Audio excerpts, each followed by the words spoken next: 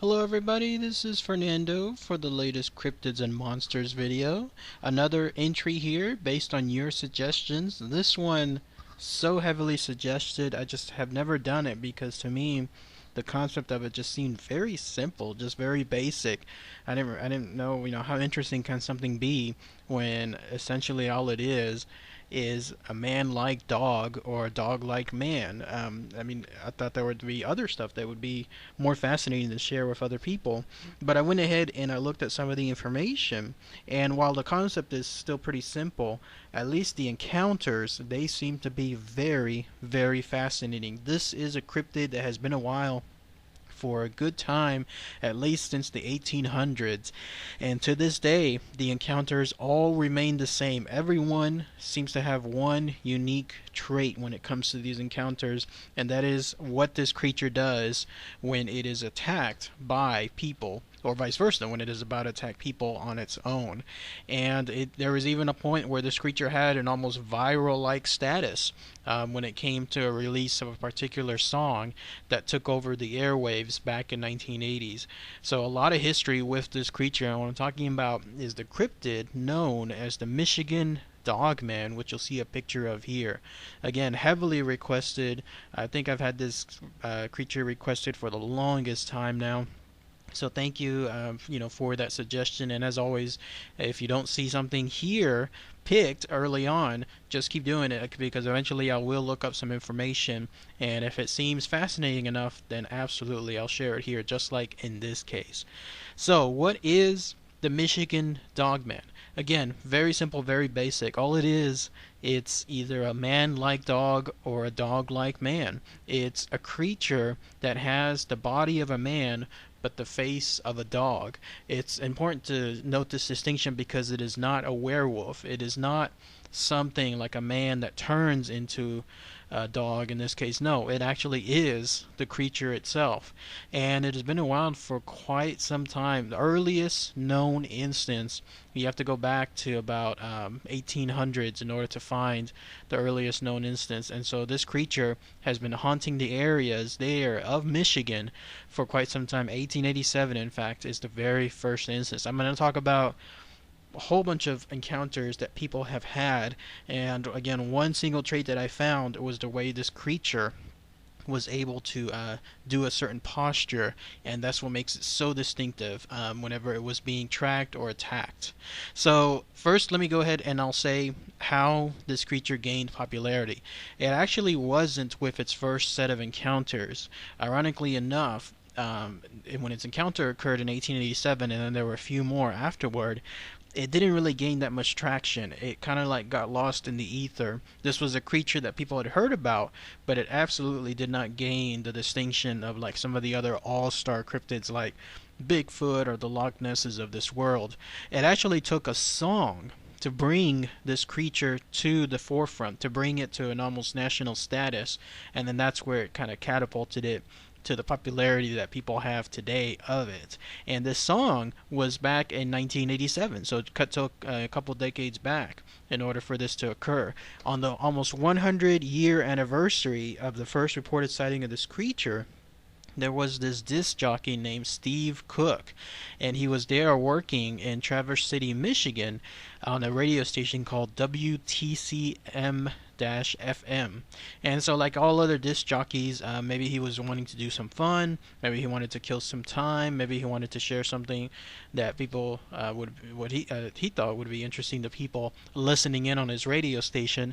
So initially, as an April Fool's joke, he recorded a song called The Legend, and it had to do with the encounters that people have had with the Michigan Dogman. All he did was he recorded the song. He, I guess, paid homage to Bob Marley on it. It was a simple song, and when he played it, it kind of set something off within that area because all of a sudden, people started calling in, and they were like floundering their calls in with encounters. Like they were saying, yeah, I have met this creature. I've seen it. I know someone else who's seen it. It was that thing where it was almost like a spark. All it needed was that tiny spark to set everything ablaze, with people suddenly having interest in the Michigan Dogman. It became, again, it took on an almost viral-like status. People had apparently encountered this creature for the longest time, but everybody was not talking about it because they didn't want to seem crazy. That seemed to also be the consensus. I mean, think about it. Imagine if you saw a creature that was the size of a man but with the face of a dog, and you were telling your neighbors would look at you like you're nuts, like you're cuckoo. And so when something like this happened and the song was being played and it was being acknowledged, whatever this thing was, even if it was originally said as an April Fool's joke, that was the catalyst needed for people to say and come out and actually reveal that yes, they have encountered this creature. And so this song became very popular there in that area in Michigan. And for the next couple of weeks, the more he continued to play the song, the more requested it became. It was even to the point where this guy was able to sell cassettes of this song for $4 each, and that way, in his case, he would donate most of the proceeds to some animal shelter. But every single time he played this song, more people either called in, maybe it became almost like an Art Bell type show, where they would call in and retell their encounter to the listening audience. So much so that there was over 100 reports of the creature's existence since that song was introduced. Crazy stuff. And I like the story because it makes sense. I mean, if you have an area where people are a little hesitant to talk about their encounters for fear of backlash, for fear of being, I guess, cited as some kind of crazy person, and then something like this comes along where this song, it creates emotion where one person starts talking about it and then another person hears that and does it on their own, and then it goes from there. I can totally understand how this viral song started it. Now, that was actually the history of what made the Michigan Dogman like the all-star status it is now. Now, the very first reported incidents, like the actual history of the encounters, again, we have to go back to 1887. And I found a link where it showcases a book, and it's called Traveling Michigan's Sunset Coast.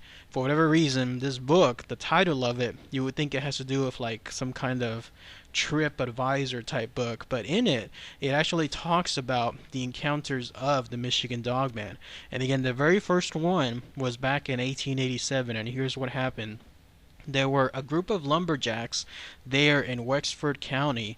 They were doing something, either chopping down woods or hunting or whatever along those lines, but they were in an area where all of a sudden they saw something that they believed to be a dog, and so they began to hunt it. Maybe they were trying to hunt it for food, maybe they were trying to hunt it to get it away from what they perceived to be like a form of danger to their family. All they did was they hunted it. And this creature ran from them. They couldn't get a good look at it then, so they didn't know what it was, but they were able to chase it to the inside of a hollow log. And once they did so, they cornered it. So there it was, trapped inside the hollow log. And finally, one of the lumberjack men, he took like a stick of some sort, a long stick, found the hole within the log, and started poking inside it, trying to get the creature out, maybe to come out, and then that way they could shoot it.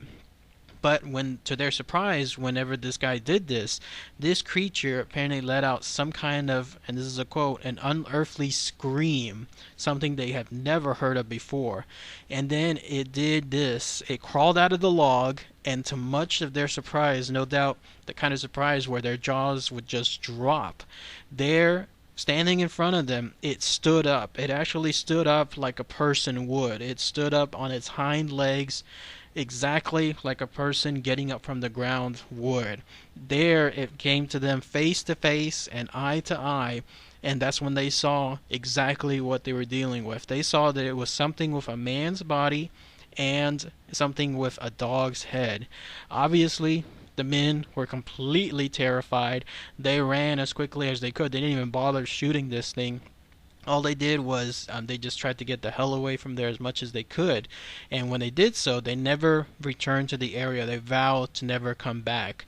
But This was not the first and then last encounter of the creature. No, it would come back later on. Cut to 10 years later, 1897, people found a farmer there in Buckley slumped on his plow. He apparently had died of something, and people believed that it was a heart attack.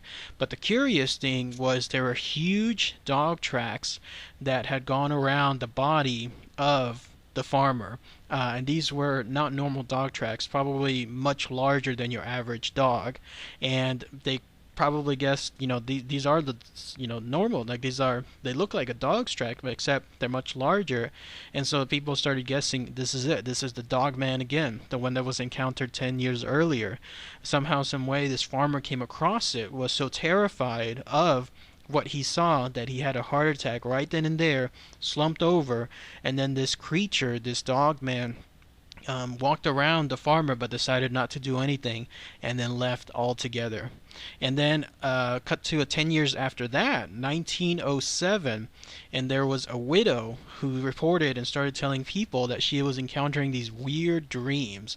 There were dreams of dogs circling her house at night, and these were not just normal dogs. These were dogs that walked. They actually walked like men would, obviously on their two legs, upright, the usual like normal walk that a man would have, not like a dog attempting to walk, because we've all seen like the YouTube videos where it's cute and it's funny, you see a dog walking on two legs, but obviously the dog is putting a lot of strain into it because it's not a normal stance for the dog.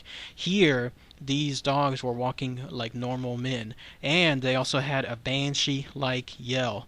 So she reported it to others, but that was it. Nothing else really happened to her, but it was quite curious that she was having this particular dream. And then cut to 10 years after that, so it seems like this Michigan Dogman seems to have 10-year anniversaries. There was a sheriff who came across a wagon, and in this wagon there were dog-like prints in the dust around it. Nobody could be found in the wagon. There was no driver there, nothing at all. The closest thing were 4 dead horses with their eyes completely wide open. And trying to figure out exactly what occurred, the sheriff brought in a veterinarian. Maybe the veterinarian could figure out what caused these horses to die, but he could find no medical reason at all. They died with their eyes wide open, showcasing some kind of shock. So whatever they died from, it was from sheer fright, but they could not find exactly what caused it, but for the fact again of those large dog prints that were circling around the wagon itself. Now we cut to the 1930s, and this is where you have one of the most noted famous experiences of the Michigan Dogman, one of the counters. There was a guy by the name of Robert Fortney, and what he was doing was he was a boat captain, and he had encountered this thing, whatever it was, that was either tracking him or vice versa. What he said was he saw a pack of wild dogs roaming an area called Bowers Harbor. And so either trying to hunt them or trying to get them away, he had picked up his shotgun, and then that's when he killed one of them. And he did so because he was there by a river of some sort. Maybe he was fishing, and he attracted the attention of a pack of dogs. Naturally, of course, not wanting to have them all attack him, he decided to attack them first, so that way they could run away. But one dog did something very, very interesting. From this pack of dogs, there was a dog there that did not run off at all. In fact, it did this crazy thing. Once again, this thing, whatever it was, reared up on its hind legs, exactly like the way the lumberjacks experience. It reared up on its hind legs, and then it glared right at this guy, Robert Fortney. It probably did that thing where it turned in his direction and glared at him. The way he described it, it was something with blue eyes, although it's also being reported that it was something with yellow eyes. But whatever this thing was, it absolutely had his attention and vice versa. They glared at each other after this guy had shot one of the dogs from the pack. And knowing that this could be actually the Michigan Dogman, he didn't want to do anything at all to have like any trouble with this thing. And so he left it as is, and then the dog, or whatever this thing was, the Michigan Dogman, came away. This is what he said, in fact. He said about the eyes, they were blue. What kind of dog has blue eyes? And so the big dog and Fortney, after they were away from each other just less than 10 feet, He finally decided that maybe he could try to scare this thing away. He fired another shot over the head of the dog, and then that's when it went away. Crazy, crazy stuff. Again, another encounter where this dog, whatever it is, glared somebody down. Think about that. I mean, it seems simple, but it was to be so unnerving to see an animal like this. First off, having the head of a dog, head of a dog, and then a man-like body, but for it to act so human-like, to be able to just stare at somebody. It reminds me of that movie, that Planet of the Apes movie that came out a couple years back, where there's a scene where the the ape Caesar, he's locked up in that place with the other apes, and he's communicating with them inside some kind of open area. And some of the people there that guard the location, that were a little like a set of bad guys of sorts, one of them notices that Caesar is doing this, and it seems weird, and so he's looking at it, and then Caesar, realizing that somebody's paying attention, kind of makes it so that everyone scatters, all the other gorillas and apes scatter, and then that's when he turns back and then just stares back at that guy. It was that guy that played, forget his name, but he played the main bad guy in X-Men 2, X-Men United. So Brian Cox, that's right. He's the guy that played that part, also in the Planet of the Apes movie. But whenever I was reading the information about this Michigan Dogman and the way it just would turn and stare at people, it instantly reminded me of that scene from Planet of the Apes. And I mention that again because it is so unsettling to see an animal do that. It shows intelligence. It shows the ability for it to convey emotion. It shows human-like qualities. It's just so unnatural to see that coming from an animal, that sure enough, anybody else would be frightened just like these people and what they encountered. Cut to a couple of years later, 1957, there was another encounter, this time by a preacher. He saw the after effects of something. He found claw marks, like actual dog-like claw marks, high on top of an old church door. And he reasoned that whatever this thing was, it would have been something that had been 7 feet tall. It's tall enough to be able to leave the scratches that it did. The only way for a dog to do that is to either rear up on its hind legs, either by accident or, again, if we're talking about the Michigan Dogman, on purpose.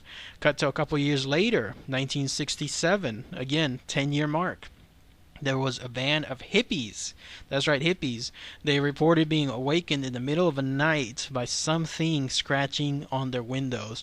Whenever they looked about, they saw that it was, again, something with the qualities of a dog-like man, and they were so freaked out on it that people obviously kind of dismissed them and thinking maybe they were high on something, but others were thinking, no, this is yet again another encounter with the Dogman.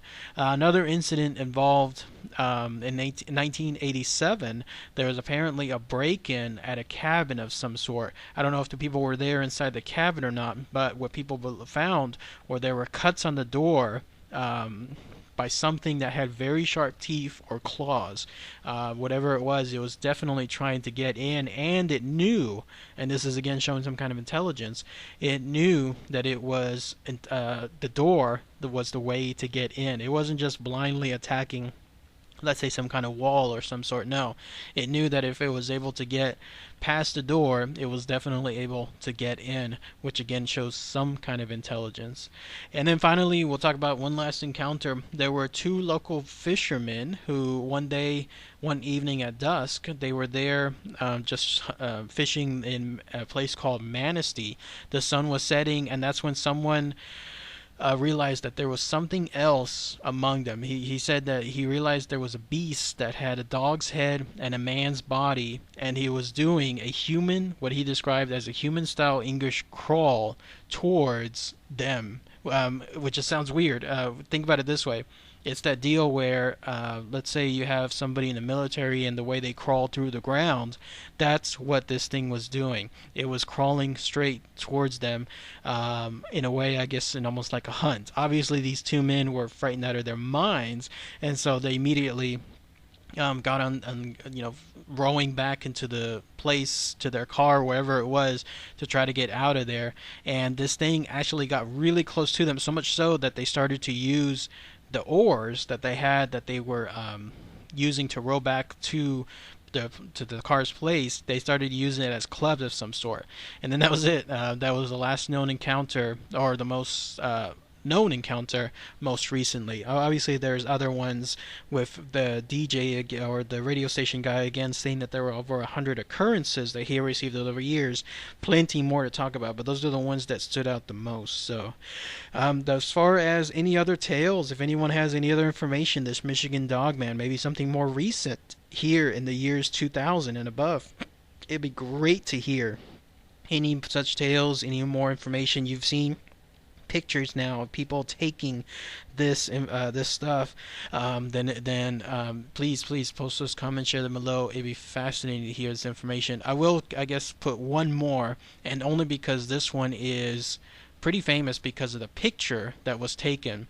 It was back in 1961. There was a guy, a security guard, who was doing his nightly rounds. He said that around 3 a.m. he encountered a trespasser while he was doing his patrols there in Big Rapids, Michigan.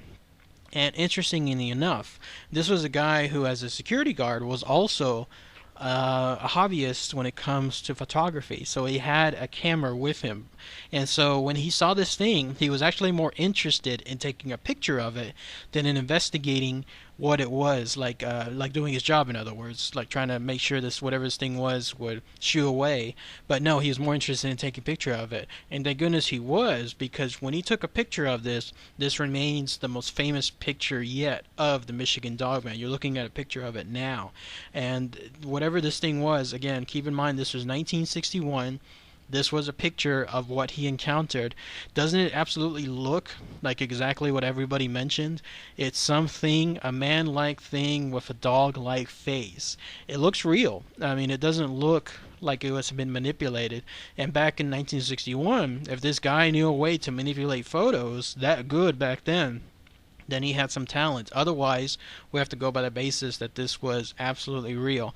The way he described it, this was a photo that was taken right outside one of the manufacturing facilities that he was guarding and doing his night patrols on, and it's at a place that's at the edge of something called the Haymarsh State Game Forest. So this thing, this Michigan Dogman, in the photo, it was just at the right time whenever this guy was walking around. It just happened to be coming out of the forest, and then that's when he took the picture. This thing, whatever it was, it did not fight him, it did not go after him. It probably may not even known that it was being photographed. But this is the best proof yet when it comes to the existence of the Michigan Dogman. Crazy stuff. So if anyone has any other information that they can share, it'd be fascinating to hear. And again, any more recent tales past the year 2000, please let me know. That's the stuff that I'd be most interested for. Alright, everybody. Thanks again as always. Take care. Bye.